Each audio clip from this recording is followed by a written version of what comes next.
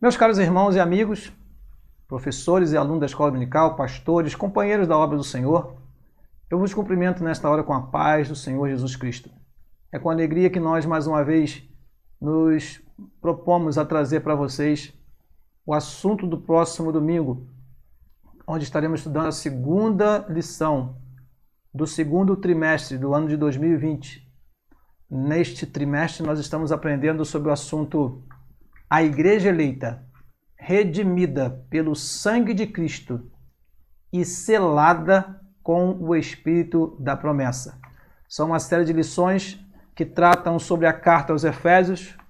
Na semana passada, nós iniciamos este estudo com a lição de número 1, quando falamos sobre carta aos Efésios, saudação aos destinatários.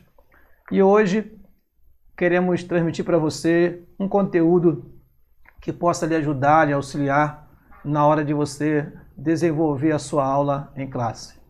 Claro que, como temos já o hábito de fazer, eu quero antes fazer uma breve oração para que Deus, durante estes minutos que nós aqui estivermos, Ele nos inspire e nos direcione naquilo que iremos falar e que seja um canal de bênção para todos vocês que estão nos ouvindo neste momento.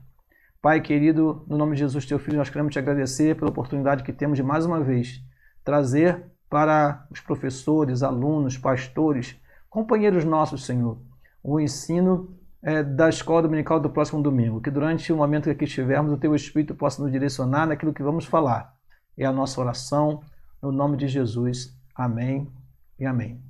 Quero aproveitar a oportunidade também e lembrar que nós pertencemos à Igreja Assembleia de Deus do Clube Bandeira, pastoreada pelo pastor Samuel da Silva, e ali exercemos a função de superintendente da escola dominical. Também nesta tela tem algumas informações resumidas, uma delas temos aí também o comentarista da lição, o pastor Douglas Batista, e temos ali o assunto que está sendo abordado neste domingo, ou que será abordado neste domingo, que é a sublimidade das bênçãos espirituais em Cristo.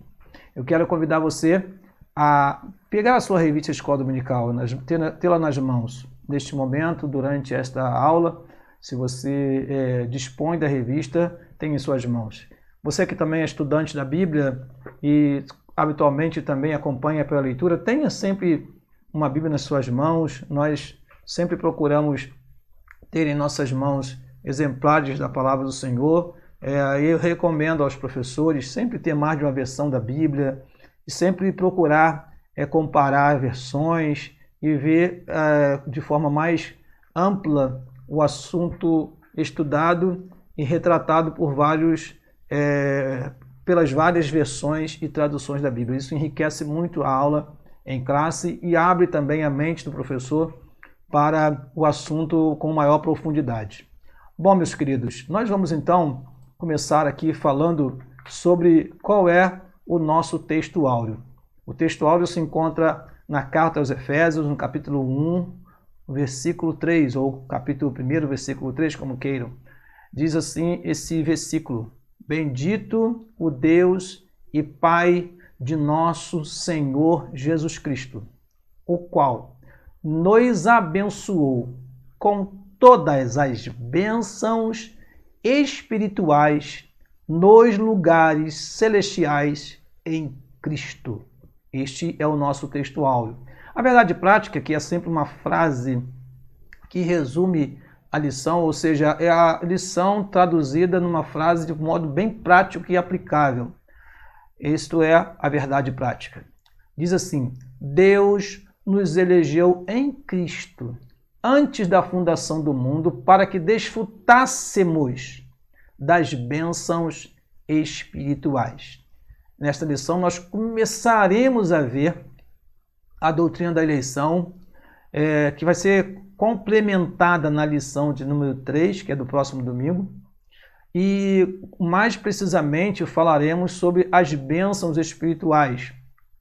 E como Paulo começa a discorrer para os Efésios a respeito desta posição privilegiada que a igreja assume depois que é redimida pelo sangue de Jesus Cristo e selada com o Espírito da promessa. A nossa leitura bíblica em classe se encontra em Efésios capítulo 1, versículo 3 e 4, e versículo 9 a 14. Desde já eu chamo a atenção do estudante da escola dominical a respeito deste corte que foi feito nesta lição. A lição ela tem um teor temático e não textual. Por isso o nosso comentarista ele pinçou alguns versículos, por exemplo, versículo 3 e 4, depois ele não vai falar estritamente nesta lição sobre os versículos 5, 6, 7 e 8, porque isto será tratado na lição do próximo domingo. Por isso, esse recorte feito para que a lição seja voltada para um tema específico, dada a amplitude e a profundidade desta lição, ou deste capítulo, deste primeiro capítulo, é possível fazer isso e assim desenvolver mais cada assunto. Bom, lendo então o texto, diz assim a palavra do Senhor. Bendito Deus e Pai de nosso Senhor Jesus Cristo, o qual nos abençoou com todas as bênçãos espirituais nos lugares celestiais em Cristo, como também nos elegeu nele antes da fundação do mundo, para que fôssemos santos e irrepreensíveis diante dele em amor. Versículo 9 em diante até o 14, descobrindo-nos o mistério da sua vontade, segundo o seu beneplácito, que propusera em si mesmo, de tornar a congregar em Cristo todas as coisas, na plenitude dos tempos, tanto as coisas que estão nos céus, como as que estão na terra. Nele, digo, em quem também fomos feitos herança, havendo sido predestinados, conforme o propósito daquele que faz todas as coisas, segundo o conselho da sua vontade, com o fim de sermos para louvor da sua glória, nós, os que primeiro esperamos em Cristo, em quem também vós estáis, depois que ouvistes a palavra da verdade, o evangelho da vossa salvação, e tendo nele também crido, fostes selados com o Espírito Santo da promessa, o qual é o penhor da nossa herança, para a redenção da possessão adquirida, para louvor da sua glória. Esta é a nossa lição bíblica em classe. Voltando aqui, nós temos no início aqui esse louvor, essa doxologia, onde Paulo ele bendiz ao Senhor, ele glorifica a Deus. De forma graciosa, ele apresenta a Deus a sua alegria pelo fato de ter deixado para nós, a igreja, deixado para nós, ou reservado para a igreja, este privilégio de conhecer as regiões celestiais, ou os lugares celestiais em Cristo. Essa expressão lugares celestiais, regiões celestiais, é uma expressão que vai estar presente em todo o livro de Efésios. Então, alguns estudiosos chegam a dizer que Paulo ele eleva a igreja desde o seu primeiro capítulo em lugares celestiais, como lemos aqui no primeiro versículo, bênçãos espirituais nos lugares celestiais em Cristo, e a partir dali ele permanece nesses lugares celestiais durante toda a epístola, e mostrando a posição elevada da igreja, mas também tudo que a igreja vai enfrentar, até mesmo os conflitos nos lugares celestiais. Ou seja, a igreja ela tem uma dimensão sobrenatural. Alguém olha para a igreja hoje como uma simples instituição, uma organização religiosa, mas a igreja é muito mais do que uma organização religiosa. A igreja ela é uma instituição, sim, mas que invade, opera, age no sobrenatural, age naquilo que é invisível, age naquilo que não é perceptível aos olhos humanos.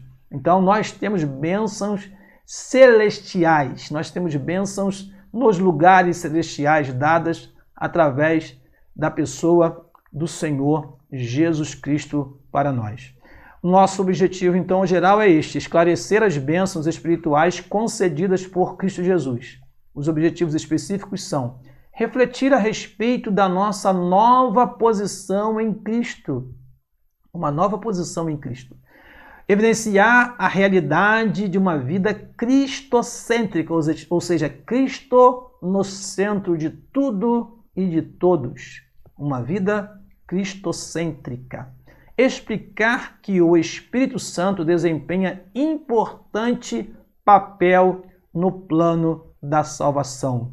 Alguns estudiosos chegam a dividir este capítulo 1 em 3 partes. Por exemplo, capítulo 1, versículo 4 a 6, diz respeito a eleitos pelo Pai. Capítulo 1, versículo 7 a 12, seria o trecho deste capítulo que fala sobre remidos pelo Espírito. Perdão, remidos pelo Filho.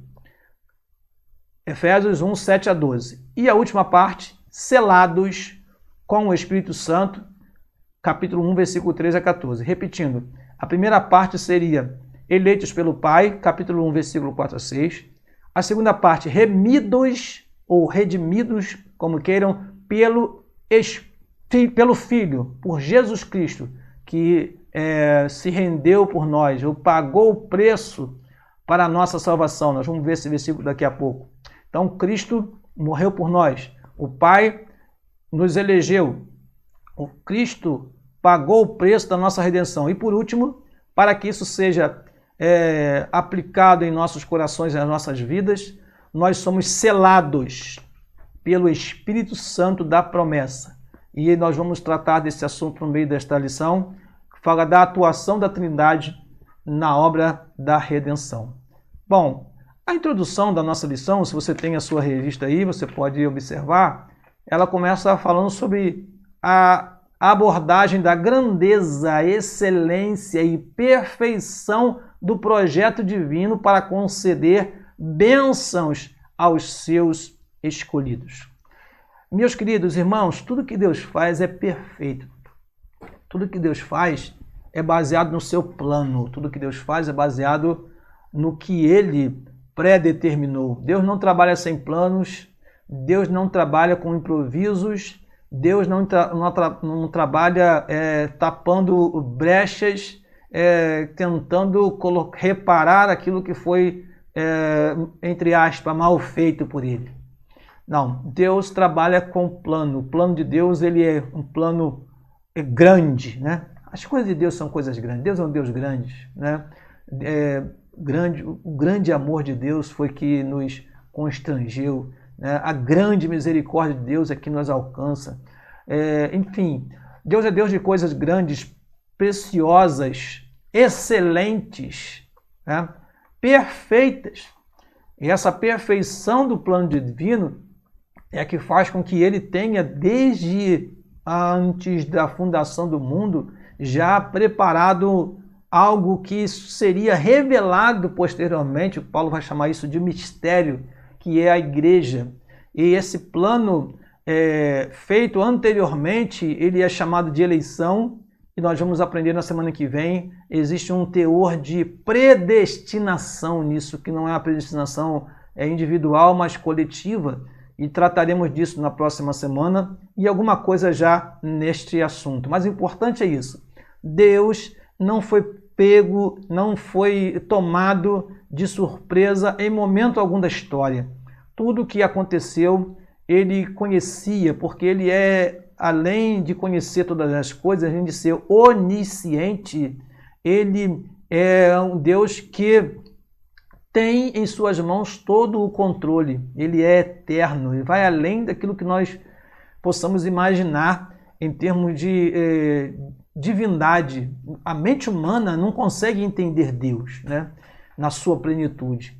Porém, apesar de ser grande, imenso, apesar de ser eterno, ele reservou para aqueles que são os seus bênçãos desde a fundação do mundo, para que elas fossem derramadas sobre nós e recebidas por nós no presente século. Paulo se mostra, então, agradecido pela revelação do mistério que estava oculto. Paulo, ele mostra gratidão quando ele fala: bendito seja Deus e Pai de nosso Senhor Jesus Cristo. Ele está bendizendo, está glorificando a Deus, agradecendo. Temos aqui um trecho dessa carta que é um verdadeiro louvor a Deus. Vamos ver isso daqui a pouquinho. E por último, aqui nessa introdução que está na nossa revista, nós vemos aí: somos convidados a glorificar a Deus, pois tudo Ele fez para o louvor da sua glória. Então, Paulo está nos convidando, né? Nos fazendo entender que o louvor da glória de Deus é a finalidade máxima de tudo o que fazemos. Deus fez o homem para o louvor da sua glória. Deus criou todo o mundo, o universo, para o louvor da sua glória. Então, devemos glorificar esse Deus. É um grande pontapé inicial nesta lição, nesta introdução nós vemos isso. Bom, vamos acrescentar algumas coisas aqui para o uso dos professores, para o uso dos alunos, para reflexão também. Primeiro, para quem não conhece, há uma Bíblia, a Bíblia MacArthur. Ela traz para nós, aqui está um dos auxílios que estaremos usando hoje, ela traz para nós um resumo interessante. Eu peguei apenas um trecho deste primeiro capítulo, somando-se aí a uma parte do segundo e terceiro capítulo. Fala sobre o propósito de Deus para a igreja. Então, olha só que interessante. Neste capítulo, primeiro, nós vamos ver, primeiro, a predestinação em Cristo. Segundo, a redenção em Cristo. Terceiro, a herança em Cristo. E quarto, os recursos em Cristo. E depois, quando entrarmos no capítulo 2, nós vamos ver a nova vida em Cristo. E capítulo 2, versículo 3 capítulo 2, versículo 11, e até o capítulo 3, versículo 13, a unidade em Cristo. Mais uma vez, chama atenção, e vamos repetir isso aqui, que esta carta, ela sempre vai citar esse termo, em Cristo, em Cristo. Então, o que temos nesta lição é a predestinação, a redenção, a herança e os recursos em Cristo, segundo MacArthur. Bom, entrando então na nossa lição, de fato, nos nossos tópicos, nós queremos ser bastante fiéis aqui ao nosso conteúdo. Nós entramos então na primeira parte que fala da nova posição em Cristo. Nós sabemos muito bem, né? E eu quero recordar um pouco aqui, que na semana passada nós falamos sobre os destinatários da carta que nós estamos estudando, que são os Efésios. São os crentes que serviam a Deus na cidade de Éfeso. Esses crentes predominavam ali muito mais os gentios do que os judeus, mas havia na igreja judeus e gentios. Era uma cidade voltada para a idolatria, aprendemos aqui também, uma cidade agitada, onde o comércio era grande, principalmente voltado para a venda dos nichos, a venda dos objetos sagrados. Uma cidade que se achava a guardiã do templo da Diana, a deusa dos Efésios. Enfim, agora, quando Paulo, depois de saudar esses irmãos, ele começa já dizendo assim: olha, seja bendito nosso Deus, seja glorificado nosso Deus. A nova vida em Cristo, ela nos traz uma alegria tal que nós nos propomos a adorar, a louvar e a glorificar a Deus, né? Diz aqui nossa lição que após expor os versículos da abertura, o apóstolo Paulo apresenta uma sequência de textos que se caracteriza pela verdadeira adoração e bondade ativa de Deus. Bendito seja Deus. Quando nós lemos esse texto, aí nós colocamos aí a doxologia, ou seja, é uma palavra de glória, uma palavra de glorificação, muito comum entre nós assembleianos, entre nós pentecostais, é o glória a Deus, é a manifestação espontânea durante um culto, é uma manifestação de louvor e de gratidão que deve estar sempre nos nossos lábios, porque Deus é bendito, e aí nós colocamos, o bendito significa que Ele é digno de louvor. Claro que o tempo não nos permite, mas poderíamos apresentar aqui os salmos que falam de como Deus ele merece esse louvor, como ele é digno desse louvor. É claro que nós adoramos e louvamos, né?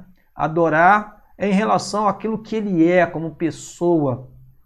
Louvar tem diretamente ligação com aquilo que ele faz. Por isso que o louvor aqui está associado às bênçãos que são recebidas da parte de Deus. E aqui as bênçãos espirituais.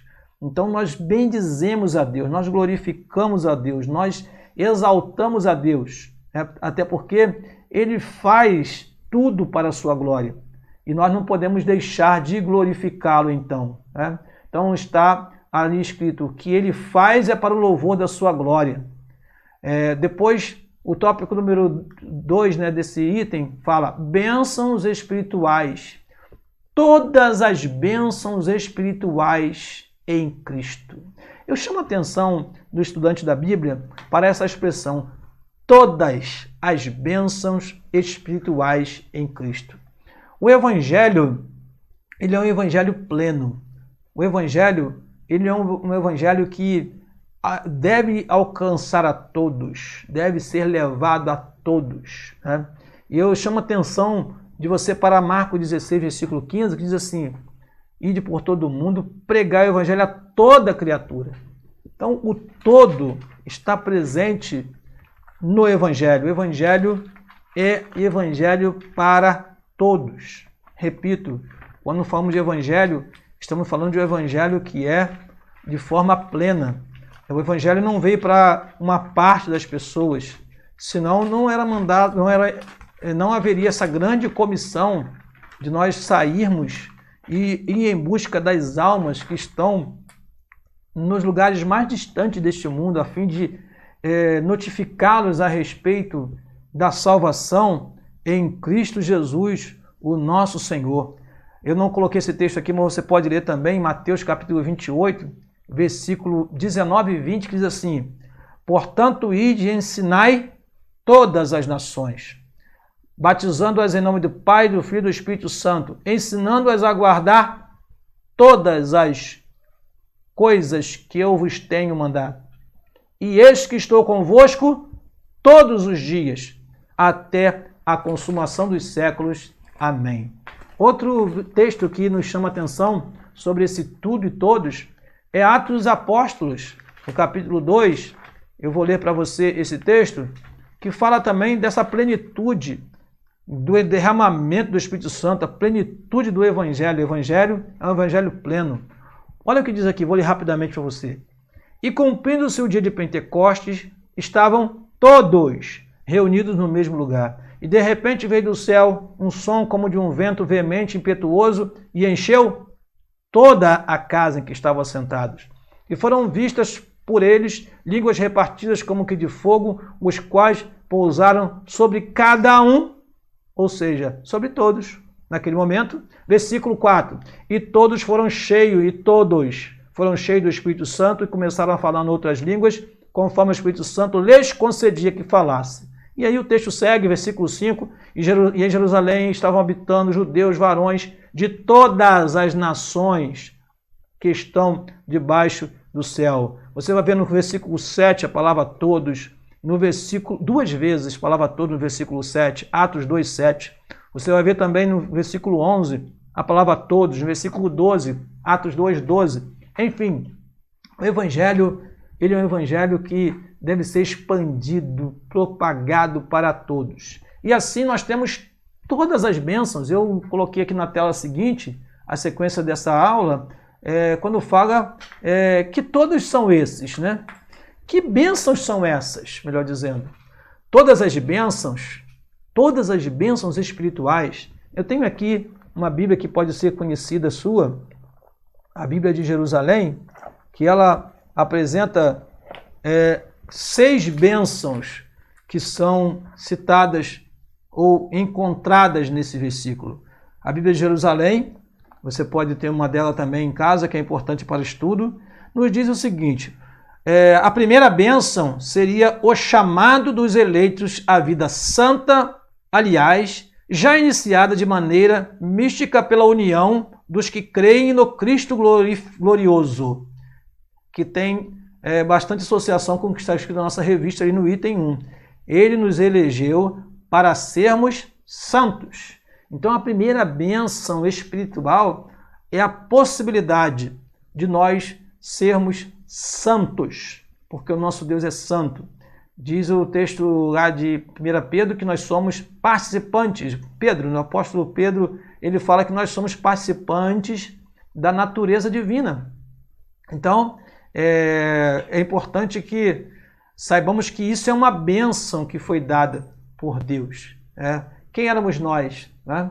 Paulo vai dizer isso para os Efésios depois, mais tarde. Vocês, né, éreis, trevas, não conheciam a Deus, vocês estavam distantes. Eu posso ler para você esse texto, eu vou voltar para a Bíblia de Jerusalém daqui a pouquinho, mas em Efésios, no capítulo de número 2, Paulo ele mostra como que essa transformação aconteceu e como eles eram privilegiados. Efésios capítulo 2, versículo 11 diz assim: portanto, lembrai-vos de que vós, noutro tempo, éreis gentios na carne, chamados em circuncisão, pelos que na carne se chamam circuncisão feita pela mão dos homens. Que naquele tempo estáveis, sem Cristo, separados da comunidade de Israel e estranhos aos concertos da promessa, não tendo esperança e sem Deus no mundo. Olha que situação terrível. Mas a primeira bênção é que ele nos fez participantes da sua santidade. A segunda bênção, segundo essa Bíblia, diz o seguinte, que é o modo escolhido para essa santidade, isto é, o de filiação divina. Então, o modo é o quê? Como Deus nos faz participantes da sua santidade, nos adotando como filhos. Aí é o item número 2 que está aí na tela, e nos predestinou para sermos filhos. É a segunda grande bênção aqui. Terceira bênção que essa Bíblia relata é a obra histórica da redenção pela cruz de Cristo. Isso é uma bênção, né? E aí diz nossa tela diz o seguinte: ele nos fez agradável a si e remiu-nos por meio do sangue de Cristo. Isto é fruto da graça divina. Nós vamos ver isso em Efésios ainda, capítulo 2, 8, 9, que a salvação não vem pelas obras, para que ninguém se glorie, mas ela vem pela fé. E isto é uma grande bênção espiritual que nós recebemos. A quarta bênção que essa Bíblia relata é a bênção da revelação do mistério, né? Que não está relatado aí nesta listagem da nossa revista, mas que é uma grande bênção. Sabemos que fazemos parte da dispensação de um mistério que... da revelação, melhor dizendo, de um mistério que estava oculto. Então, Deus revelou ao seu servo, apóstolo Paulo, essa posição privilegiada e um tanto misteriosa. A igreja é ainda um grande mistério para muitas pessoas, porque é o corpo místico de Cristo, ou seja, envolve pessoas de várias nacionalidades, de várias eras, de várias idades, e formamos todos um só corpo em Cristo. Quinta bênção relatada aqui é a eleição de Israel, que se torna a herança de Deus e sua testemunha na expectativa messiânica. E a sexta bênção desta Bíblia relata é o chamado dos gentios a partilharem a salvação antes reservada a Israel. Ou seja, foi aberta a porta. Isso nós vemos lá em Romanos capítulo 10, principalmente 11, que o endurecimento veio em parte para Israel, para que nós, os gentios, tivéssemos acesso. Então, essa Bíblia ela apresenta estas bênçãos, mas a nossa revista acrescentou, né, alguns outros itens. E vamos lá. E nos elegeu, falamos já, nos predestinou, nos fez agradáveis a si, remiu-nos pelo sangue de Cristo, acolheu-nos por sua vontade redentora, beneplácito da sua vontade. Vamos falar sobre esse texto daqui a pouquinho. Revelou-nos a palavra da verdade, outra bênção. Selou-nos com o espírito da promessa e garantiu a validade dessa promessa. E nós vamos aprender sobre isso nesse final de aula, que é o selo e o penhor, né, dado através da pessoa santa, do Espírito que está conosco desde quando Jesus Cristo subiu aos céus. Ele disse: não vos deixarei órfãos, enviarei o Consolador, e o Espírito Santo está conosco. E através dele nós somos selados, e através dele nele nós temos o penhor da nossa salvação. Estaremos estudando isso. Muito bem. A nova posição em Cristo também tem uma parte nessa lição que fala sobre o plano de Deus, né? O Pai planejou a redenção, o Filho realizou a obra na cruz e o Espírito Santo garante. Irmãos queridos, a Trindade opera junto desde a fundação dos séculos, desde a criação. Diz a Bíblia que no princípio criou Deus os céus e a terra, em Gênesis 1 e versículo 2, a terra porém sem forma e vazia, o Espírito de Deus se movia sobre a face das águas. João capítulo 1, versículo 3 diz que todas as coisas foram feitas por ele, Jesus, sem ele nada do que foi feito se fez. Lá no livro de Jó diz que o Espírito de Deus ornou os céus, ou seja, ele trabalhou na ornamentação dos céus. Então, a Trindade vem operando desde o Antigo Testamento, né, enquanto o Senhor Deus falava claramente aos líderes religiosos, falou com Moisés, falou com Abraão, falava com os seus servos, né? O Filho, ele se apresenta nas teofanias do Antigo Testamento, o Espírito Santo capacitando profetas, capacitando sacerdotes, capacitando os trabalhadores do tabernáculo e do templo. O Espírito Santo estava ali no Antigo Testamento trabalhando na vida dos profetas, do que nós chamamos do ministério do Antigo Testamento, né?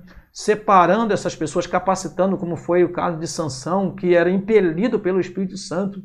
Mas quando chegamos agora na dispensação da graça, quando chegamos no tempo da igreja, o Espírito Santo ele é derramado sobre a igreja. Ele é dado sobre a igreja de forma abundante, né? Profecia que estava registrada em Joel no capítulo 2, versículo 28 e 29, mas que entendemos também que ele trabalha e opera diretamente na obra da salvação, né? É ele quem redime, é ele quem toca nos corações, e é ele quem nos concede dons e capacitações e faz brotar em nós o fruto do Espírito. Enfim, a obra da redenção também tem a participação da Trindade de forma plena. O Pai planejou, o Pai elegeu, e como falamos aqui, o Filho se entregou, né? A parte em que ele nos redimiu pelo seu sangue. E o Espírito Santo é quem opera em nós a salvação, né? Eu acho maravilhoso isso, porque isso explica exatamente a necessidade da revelação de Deus como um Deus trino. Como poderíamos, né, ter Deus em nós, morrendo por nós e acima de nós, reinando sobre nós ao mesmo tempo? Então, quando o Pai entrega o seu Filho para morrer por nós, ele está pagando o preço da nossa redenção, dizendo assim: eu quero resgatar este homem que está perdido. Mas o Filho, ele é ressuscitado e elevado aos céus. E agora, como aplicar a salvação na vida daqueles que se converterem? E aí que entra o Espírito Santo, habitando em nós e fazendo em nós morada, e sendo para nós o selo da promessa, e sendo para nós o penhor da nossa herança. Bom, essa nova condição em Cristo, mais uma vez eu repito aqui, essa palavra em Cristo está sempre presente na carta aos Efésios. Eu até deixei por aí alguns versículos que você pode comprovar isso. Na carta aos Efésios, capítulo 1, versículo 1, 3, 10, 12, 20. No capítulo 2, versículo 6, 7, 10 e 13. No capítulo 3, versículo de número 6 e 11. Capítulo 4, versículo 32. Então, em Cristo, todas as bênçãos espirituais são conquistadas, são adquiridas, são recebidas em Cristo, através de Cristo. Eu acho interessante porque quando Paulo diz que a nossa vida está escondida com Cristo e em Deus, ou seja, nós estamos em Cristo, irmãos. Por isso que, segundo aos Coríntios capítulo 5, versículo 17, diz que se alguém está em Cristo, nova criatura é. As coisas velhas já passaram, diz que tudo se fez novo, porque em Cristo nós temos segurança, em Cristo nós temos salvação. Poderíamos estender essa palavra aqui só falando sobre o que temos em Cristo, mas eu resumi assim para você. Em Cristo, nele somos eleitos, nele temos a redenção, nele fomos feitos herança, neles estão judeus e gentios unidos em um só corpo, nele temos crido, nele fomos selados com o Espírito e nele temos fé. Em Cristo temos tudo isso, todas essas bênçãos. A segunda parte da nossa lição fala sobre uma vida cristocêntrica neste mundo. Diz-nos assim a nossa revista, no tópico número 2, embora o pecado tenha adentrado ao mundo, Deus projetou a primazia de Cristo na remissão dos pecadores e na restauração de todas as coisas para o louvor da sua glória. Muito bem. Nós deixamos para vocês aí um resumo que diz o seguinte. Nós temos aí a revelação do mistério, ou seja, a revelação de uma verdade que estava oculta. Segundo o beneplácito, a anuência, segundo o aval da sua vontade. Beneplácito. Diz a Bíblia BKJ o seguinte, de acordo com o seu bom propósito que ele estabeleceu em Cristo. Então é de acordo com este propósito que ele estabeleceu em Cristo que nós temos a revelação desse mistério. E que propósito é este? O próprio texto sagrado vai dizer, de congregar em Cristo todas as coisas, mas isso na plenitude dos tempos.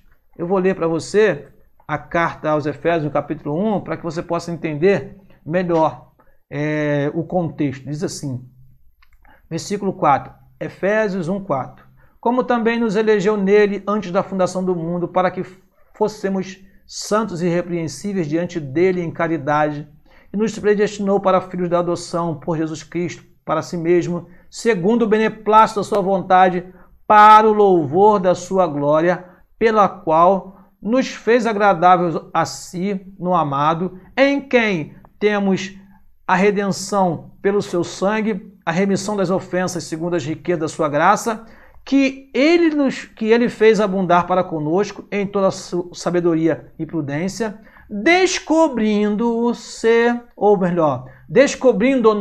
mostrando-nos o mistério da sua vontade, segundo o seu beneplácito que propusera em si mesmo, versículo seguinte, de tornar a congregar em Cristo todas as coisas, na dispensação da plenitude dos tempos, tanto as que estão nos céus, quanto as que estão na terra.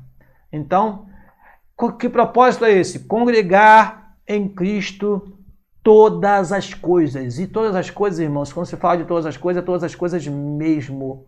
Nós fizemos esse gráfico muito simples para ilustrar o que é isso. Na plenitude dos tempos. A plenitude dos tempos é uma expressão, eu vou à frente e depois vou voltar. A carta aos Efésios, escrita, ou melhor, o livro Carta aos Efésios, escrito por pastor Elianai Cabral, eu tenho aqui um exemplar dele, ainda numa edição antiga, ele apresenta o seguinte, plenitude dos tempos indica o fim de uma época ou de um período em que Cristo colocará cada coisa no seu lugar. E tudo quanto Deus planejou em Cristo, segundo o seu eterno propósito, alcançará completa realização.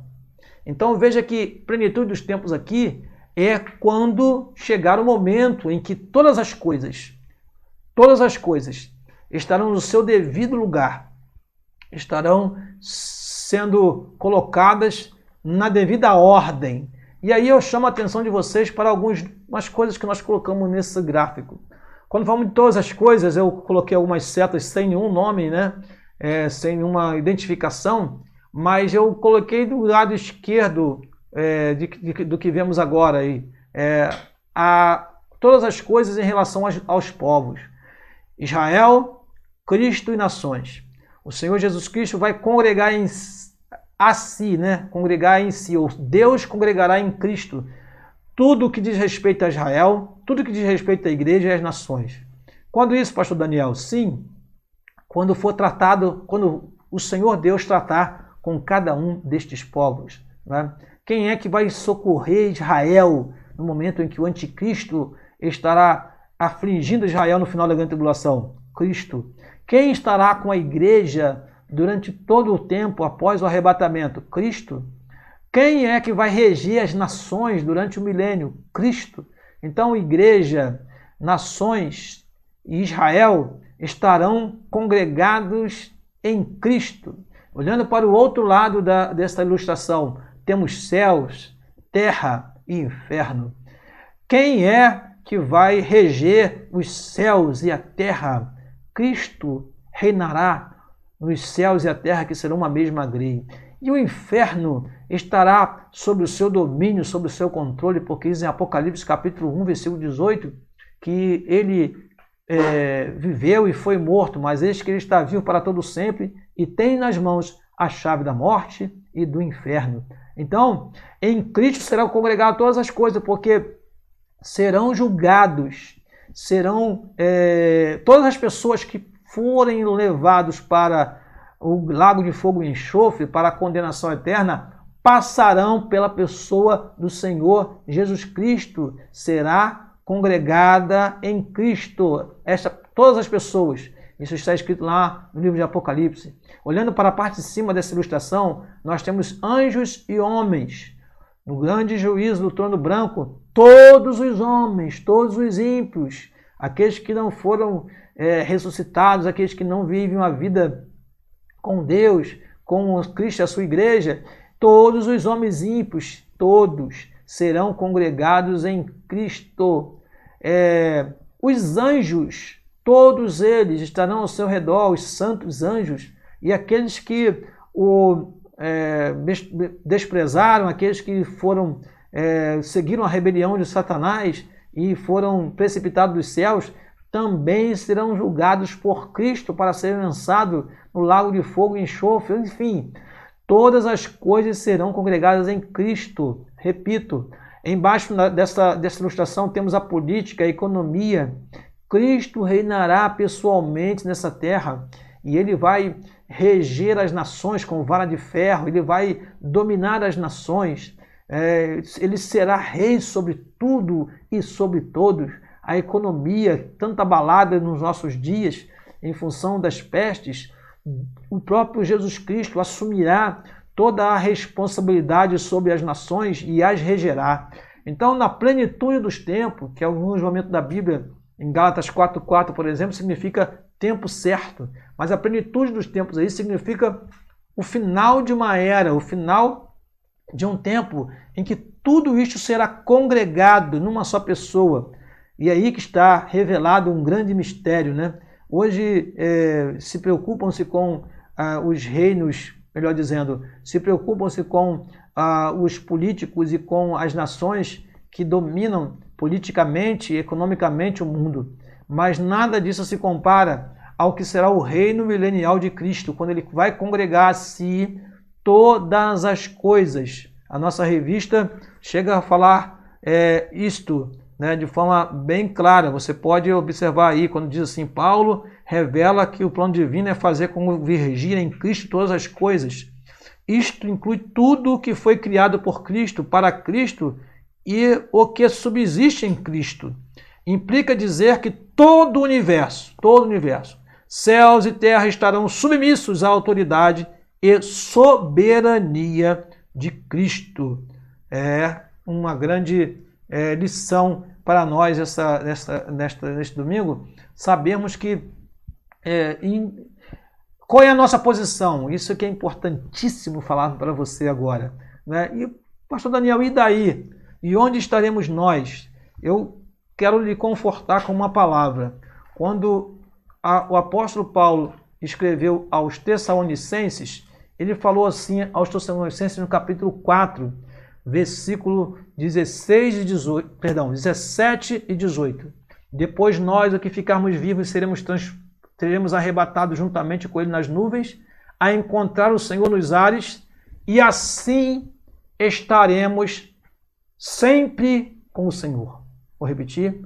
E assim, depois que os mortos forem ressuscitados e nós formos arrebatados num novo corpo, como está escrito em 1 Coríntios capítulo 15, a partir daí estaremos para sempre com o Senhor. Versículo 18. Portanto, consolai-vos uns aos outros com estas palavras. Eu quero fechar essa parte da lição dizendo ao seu o seguinte: após o arrebatamento da igreja, nós estaremos para sempre com o Senhor. Então, na boda do Cordeiro, estaremos com Cristo.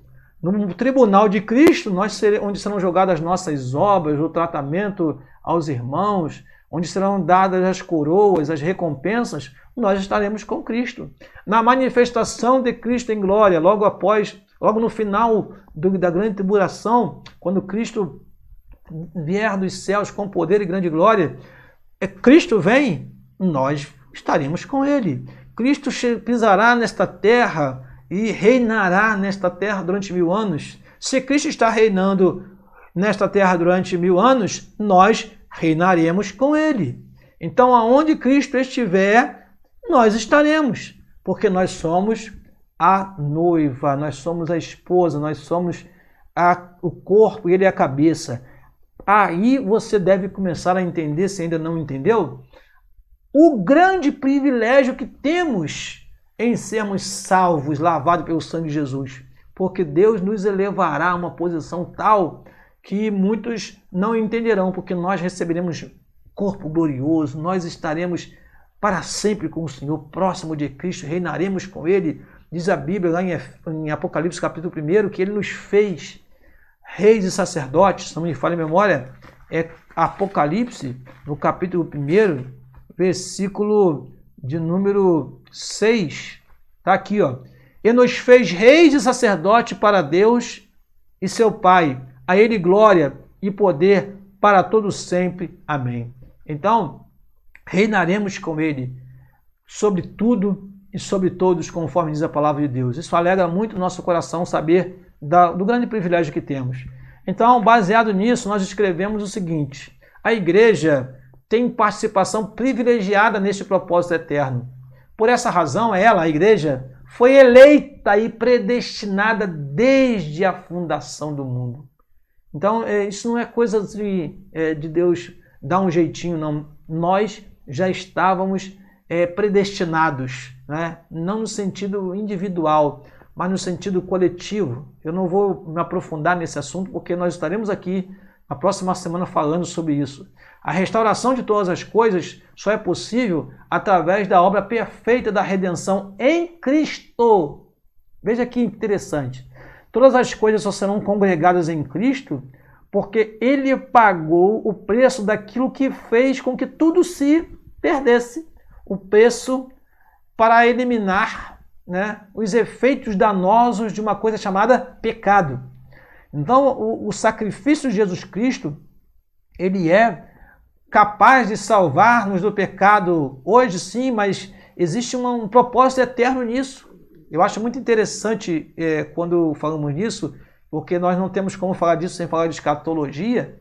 Quando se fala das 70 semanas de Daniel, um assunto bastante profundo, né, se fala que um dos propósitos é para extinguir a iniquidade, né? Se nós olharmos aqui na Bíblia, vamos lá, Daniel, no capítulo 9, no versículo de número 24, está escrito assim: 70 semanas estão determinadas sobre o meu povo, sobre a tua cidade, sobre a tua santa cidade, para extinguir a transgressão e dar fim aos pecados. Dar fim aos pecados. E para expiar a iniquidade, para trazer a justiça eterna, e selar a visão e a profecia, e para ungir o Santo dos Santos. Só em olhar esse versículo, nós percebemos que ainda não se cumpriu, porque a iniquidade ainda não foi expiada. O pecado não foi dado fim aos pecados ainda, né? A transgressão não foi extinguida. Isso quer dizer que Isso só vai acontecer quando Cristo reinar, quando encerrar todas as dispensações, né, como é estudado com frequência em nossas escolas dominicais, em nossos cultos de doutrina, em nossos seminários. Quando terminar essa sequência de testes, de provas que Deus dá ao homem, aí sim, Cristo reinará por 1000 anos, mas ainda haverá uma última revolta de Satanás no final do milênio. E aí sim, estaremos para sempre com o Senhor e de volta a um estado eterno.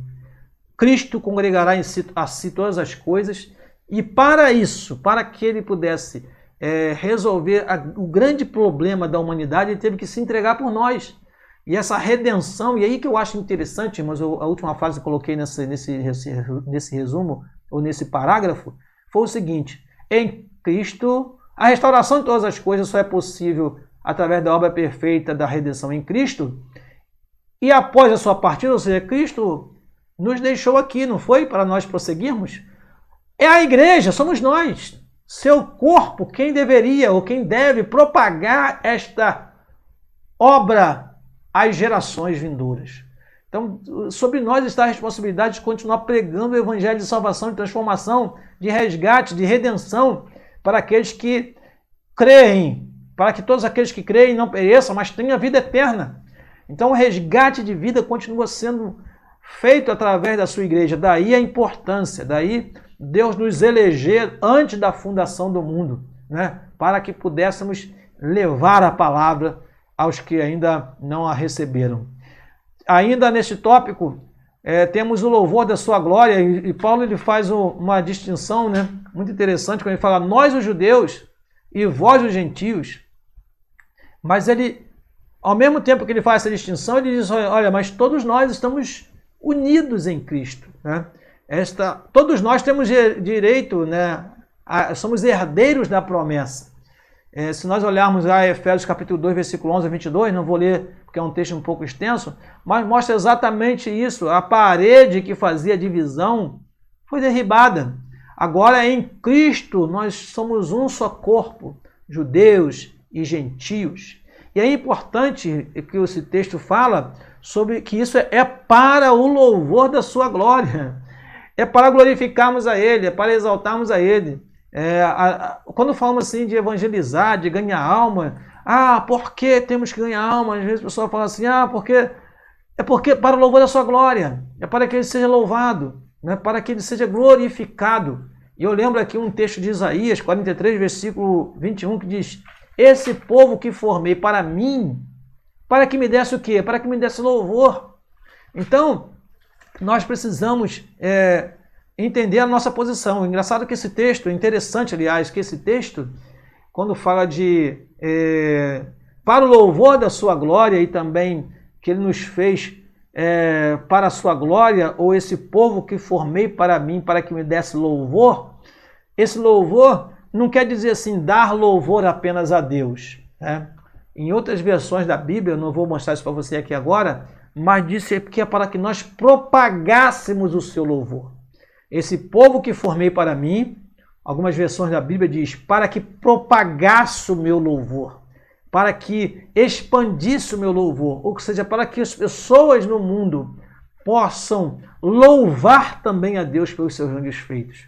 E aí nós colocamos 3 subtópicos aí que não estão na nossa lição, mas a gente conseguiu absorver do que lemos. Primeira coisa, o que devemos fazer? Reconhecer o seu senhorio. Ora, se o texto fala que em Cristo serão congregadas todas as coisas, né? Ou seja, o poder de Cristo é sobre tudo e sobre todos, nós devemos reconhecer o seu poderio. E olha que faz-me lembrar aqui do texto que está lá em Filipenses, no capítulo 2, quando fala que ele se humilhou, tomou a forma de servo, né? Semelhante a nós, esteve aqui na terra. Versículo 9 diz assim, Filipenses 2,9. Pelo que Deus o exaltou soberanamente e lhe deu um nome que é sobre todo nome, para que ao nome de Jesus se dobre todo o joelho dos que estão nos céus, na terra e debaixo da terra. Olha o senhorio do Senhor Jesus Cristo até onde se estende. Céus, terra, debaixo da terra. versículo 11. E toda língua confesse que Jesus Cristo é o Senhor, para a glória de Deus Pai. Então toda língua há de confessar, todos irão reconhecer o seu senhorio, o seu poderio, a sua preeminência sobre todas as coisas, o seu lugar de destaque em relação a tudo e todos. O item 3.2 diz, vivamos em uma vida de santidade, como está lá em Efésios 1:4, né? Então, se nós reconhecemos o louvor da sua glória, vamos então viver uma vida de santidade, porque isso é o que o Senhor requer de nós.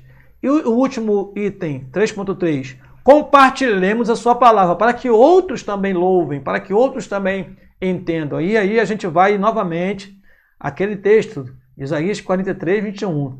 Para o louvor da sua glória, também significa que Deus nos fez para o louvor da sua glória. Deus nos fez para que louvássemos a sua glória. Né? Nós iremos estudar daqui alguns domingos a respeito do que Paulo fala de riquezas da sua graça, de riquezas da sua glória. E há uma outra riqueza que é muito interessante, que eu vejo isso um grande mistério. O apóstolo Paulo fala sobre riquezas incompreensíveis de Cristo.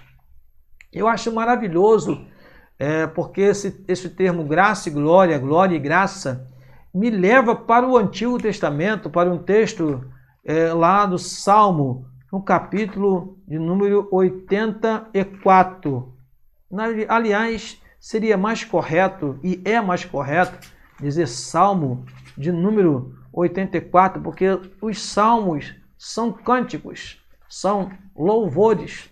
Então, repetindo aqui, o Salmo de número 84, ele diz o seguinte, no versículo de número 11, porque o Senhor é um sol e escudo, o Senhor dará graça e glória, não negará bem algum aos que andam na retidão. Bênção de Deus. Vem através da graça e da glória. E aí, irmãos, se nós se aprofundarmos nessa reflexão, nós vamos observar que graça e glória, né, aqui no Novo Testamento, na carta aos Efésios, vão se transformar em riquezas da graça, riquezas da glória. Isso significa que abundantemente Deus derrama sobre nós a sua graça e abundantemente Ele quer revelar através de nós a sua glória. E há momentos, aplicando para os nossos dias, da nossa vida, que nós dependemos da graça mesmo, vivemos pela graça. E aí o texto de Salmo diz que o Senhor é sol e escudo. Nesse momento, o Senhor é como um escudo para nos proteger. Né? Mas há momentos em que nós vivemos um momento de glória, de euforia, de efusão, de alegria. A glória de Deus é derramada sobre nós. E nesta hora Deus é como o sol, como diz no Salmo 84, versículo 11. Então há momentos que Deus se transforma para nós como um escudo. Né? E há momentos que Deus é para nós como o sol, porque Ele dá graça e dá glória. E na carta aos Efésios, Paulo vai falar sobre isso. Iremos explorar esse assunto em outras lições. Né? As riquezas da sua graça, riquezas da sua glória, são reveladas para nós, a igreja. E a última frase desta tela diz assim: tudo que somos, fazemos ou possuímos vem de Deus. Está na nossa revista. Pois começa na sua vontade e culmina na sua glória. Então tudo que somos, fazemos, possuímos, sabe a quem pertence, irmãos? A Deus. Né? No Romanos, no capítulo 11, naquele hino de adoração, no capítulo 11 de Romanos, versículo 33 ao versículo 36. Ó profundidade das riquezas, tanto da sabedoria como do conhecimento ou da ciência de Deus. Quão insondáveis são os teus juízos e quão inescrutáveis os seus caminhos. Porque quem conheceu o intento do Senhor? Ou quem foi o seu conselheiro? Ou quem lhe deu primeiro a ele para que lhe seja recompensado? Porque dele, por ele e para ele são todas as coisas. E sabe o que diz mais Paulo? Glória, pois a ele eternamente Amém.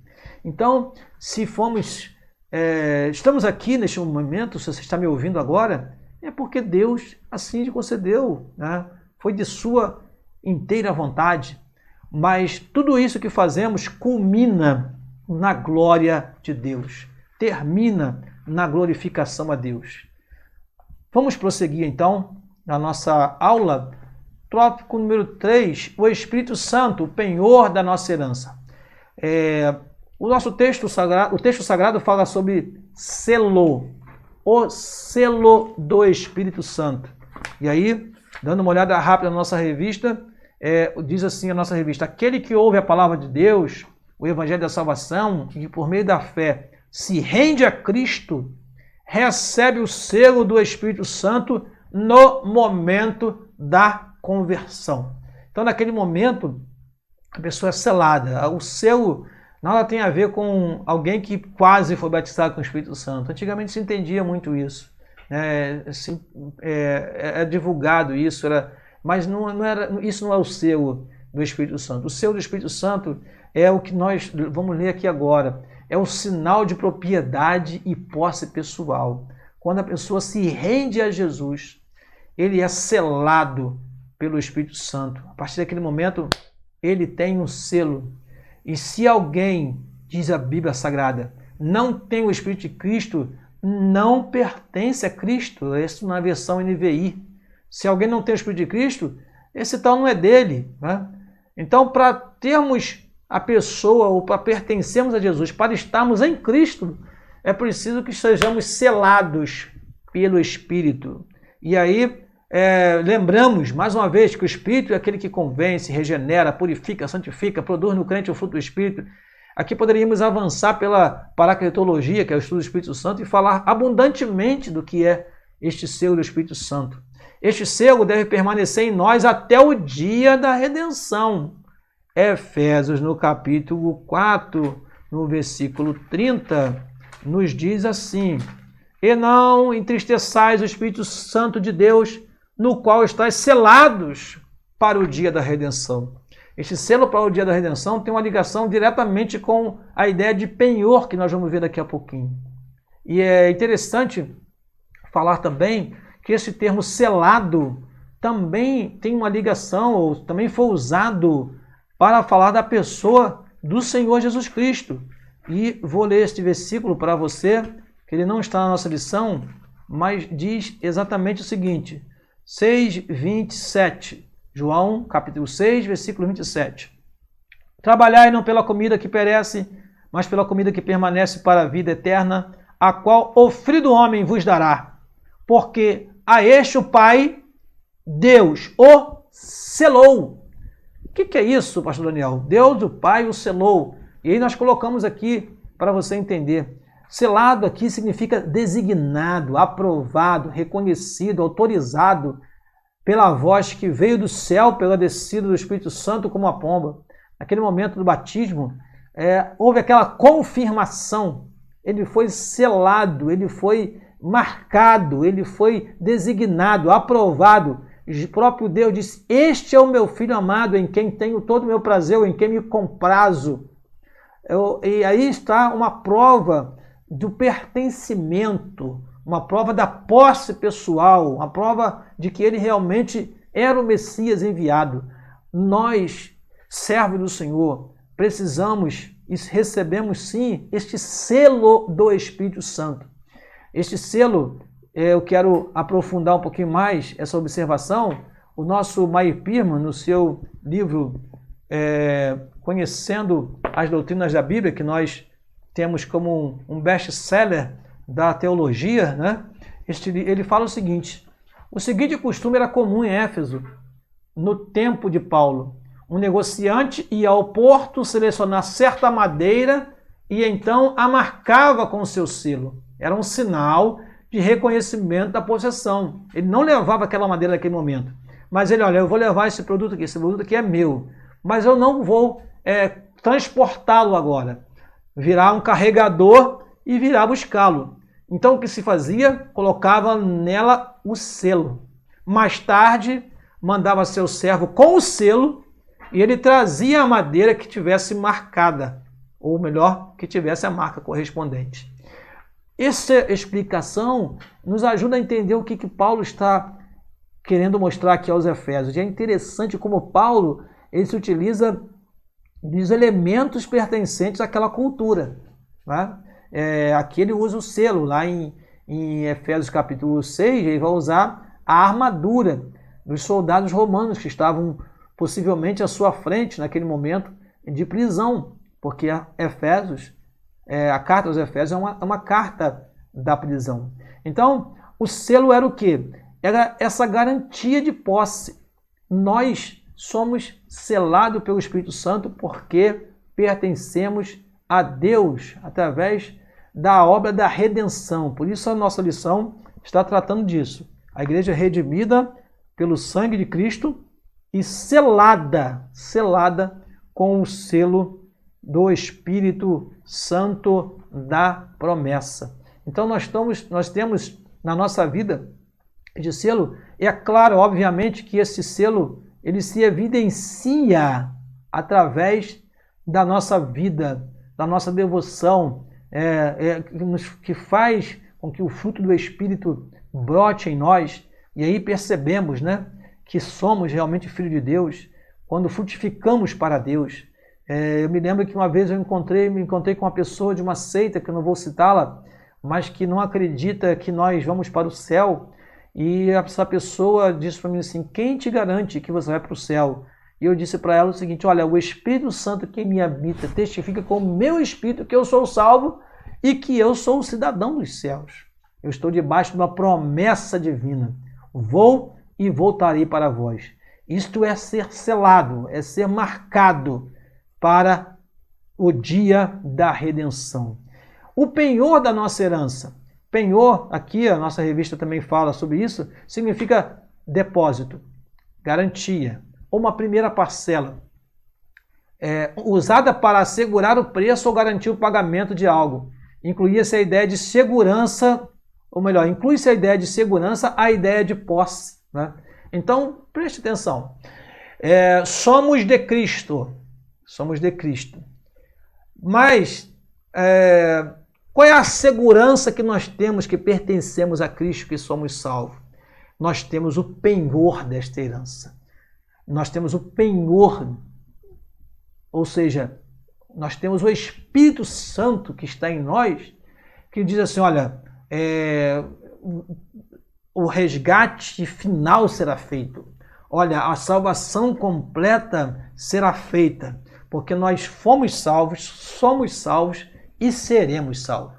Então, para que tenhamos a plena convicção e a segurança de que isso vai acontecer, de que a herança é nossa e que nós iremos disputá-la, nós temos o Espírito Santo de Deus na nossa vida. Então, o Espírito Santo, diz aqui o Meyer Pearman também, inspira um sentimento de segurança e certeza no coração do crente.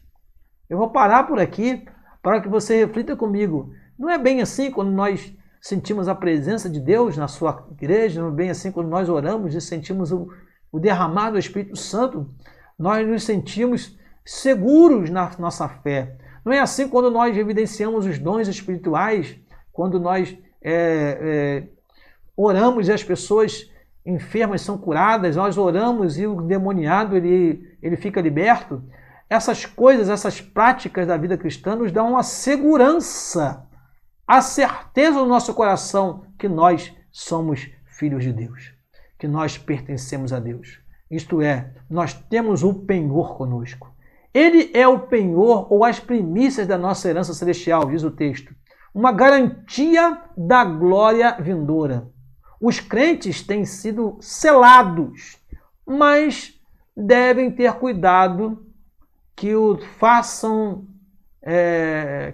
alguma coisa que destrua a impressão do seu, ou seja, mas devem ter cuidado para que, deve ter faltado alguma palavra aí, para que não façam alguma coisa, seria melhor assim, né, o texto, para que não façam alguma coisa que destrua a impressão desse selo. Então, quando Paulo fala, não entristeçais o Espírito Santo pelo qual está selado, é sinal que, olha, vocês procedam de maneira a agradar ao Espírito Santo, procedam de maneira a fazer com que este Espírito, que é o penhor da vossa herança, não se afaste dos seus corações. Na verdade, é isso nós temos lá no texto sagrado, no Antigo Testamento, o próprio Davi orando: não me lances fora da sua presença, nem retire de mim o teu Espírito Santo. Então, meus queridos, o penhor da nossa herança, ou seja, a garantia que nós temos uma herança incorruptível, incontaminável, que não pode murchar, como disse o apóstolo Pedro, é que nós temos o Espírito em nossa vida, da importância de darmos lugar, de deixar que Ele trabalhe em nós e através de nós, e sermos de fato usados pelo Espírito Santo, como diz a palavra do Senhor. Então não podemos fazer coisas que desagradam a Deus e que possam manchar a marca ou o selo da promessa em nós. Isto não quer dizer que o crente está salvo para sempre. Nós vamos ver isso na próxima semana, né? Independente da sua conduta. Também está equivocado aqui o texto, independente da sua conduta. Mas que a redenção está validada aos eleitos em Cristo que permanecerem fiéis. Então veja que é importante, irmãos. Uma vez salvo, salvo para sempre, então eu não vou nunca mais perder a minha salvação. Olha, não é bem isso que nós vemos na palavra de Deus. Eu sou bastante cauteloso em relação a esses pensamentos, porque nós estamos muito ligados por ismos, né? Estamos muito presos a alguns ismos, e esses ismos acabam nos afastando da santa palavra de Deus, do que a palavra de Deus revela para nós. Eu vou ler alguns textos para mostrar para vocês que existem uns C condicionais, né? Diz assim, Mateus no capítulo, antes dos 6, né, que nós vamos apresentar, da partícula C, existe um versículo que está em Mateus 24:13 que diz: mas aquele que perseverar até o fim será salvo. Então, para ser salvo, não basta ter o selo, mas é preciso permanecer até o fim, né? Diz mais Colossenses 1:3: se, na verdade, permanecerdes fundados e firmes na fé, e não vos moverdes da esperança do evangelho que tendes ouvido. Então, a carta aos Colossenses, que é uma carta gêmea, junto com a Efésios, escrita praticamente, segundo os estudiosos, no mesmo momento, enquanto Paulo estava na prisão em Roma, ela diz, olha, precisamos permanecer fundados e firmes na fé. Se permanecermos e não nos movermos, não se mover por doutrina, por ensinamento, né? Tomemos cuidado com alguns louvores que acabam nos fazendo entender que o que nós fazemos ou deixamos de fazer não muda a nossa condição diante de Deus. Cuidado, né? Se nós nos movermos na nossa posição, nós perdemos a nossa salvação. 1 Coríntios capítulo 15, versículo 2 diz: pelo qual também sois salvos, se o retiverdes, tal como vou-lo tem anunciado, se não é que crestes em vão.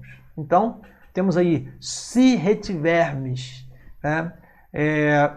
Hebreus capítulo 3, versículo 14 diz: portanto, nos tornamos participantes de Cristo, se retivermos firmemente o princípio da nossa confiança até o fim, né?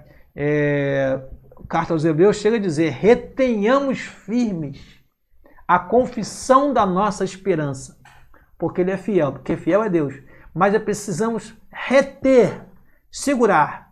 Pedro diz que nós temos que fazer cada vez mais firmes a nossa vocação e eleição, ou seja, há uma responsabilidade humana. Apesar da salvação ser pela graça, e é pela graça mesmo, não pode ser por mérito, mas adquirindo-se a salvação pela fé, arrependimento, conversão, que são as atitudes que o homem precisa ter diante da revelação da palavra e do evangelho, a partir daí é preciso permanecer fiel na presença do Senhor. Concluindo, vimos que o plano divino revelado resulta na reconciliação do ser humano com Deus por meio de Cristo e na restauração de todas as coisas visíveis e invisíveis. Ambos os propósitos devem redundar em louvor e glória ao Deus eterno. na plenitude dos tempos, todo o desígnio divino estará plenamente executado.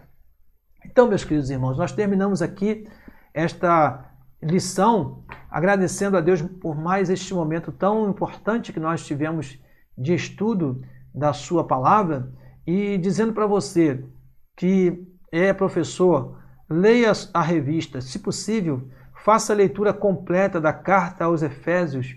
Eu li esses dias, não dura nem 20, no máximo 30 minutos, você consegue fazer uma leitura vagarosa da carta aos Efésios, que são apenas 6 capítulos, 155 versículos. Você leia a carta completa para que você possa entender melhor. Como eu disse aos irmãos, na lição que vem nós vamos falar sobre eleição e predestinação, que na verdade está aqui nos versículos 5, 6 e 7, que nós não abordamos esse assunto, apesar de pincelarmos algumas vezes. E eu quero mais uma vez agradecer a você pela sua atenção, por ter assistido esse áudio até aqui, dizendo a você que nós estaremos aqui sempre que possível, trazendo para vocês este ensino básico e através deste ensino você possa desenvolver a sua aula em classe, querido professor, e você, aluno, possa ir para a aula mais consciente daquilo que irá ouvir e participar ativamente com o seu professor da Escola Bíblica Dominical. Eu quero orar neste momento agradecendo a Deus por este momento particular que Ele nos concedeu. Pai querido e amado, nós te agradecemos por mais uma oportunidade que temos, Senhor, de gravar este vídeo para aqueles que estão preparando-se para a aula do próximo domingo. Sê conosco, Pai, que estaremos também atuando, Senhor, em diferentes áreas na parte do ensino durante esta semana e ajuda-nos, Senhor, ajuda o nosso pastor presidente, nossos missionários. Ó Deus querido, dá-nos condições de retornarmos às nossas aulas presenciais para que possamos juntos aprender a Tua Palavra. Oramos e te agradecemos no nome de Jesus. Amém e amém. Eu me despeço de você agradecendo pela sua atenção e dizendo a você, aluno e professor, vamos manter a regularidade do nosso estudo.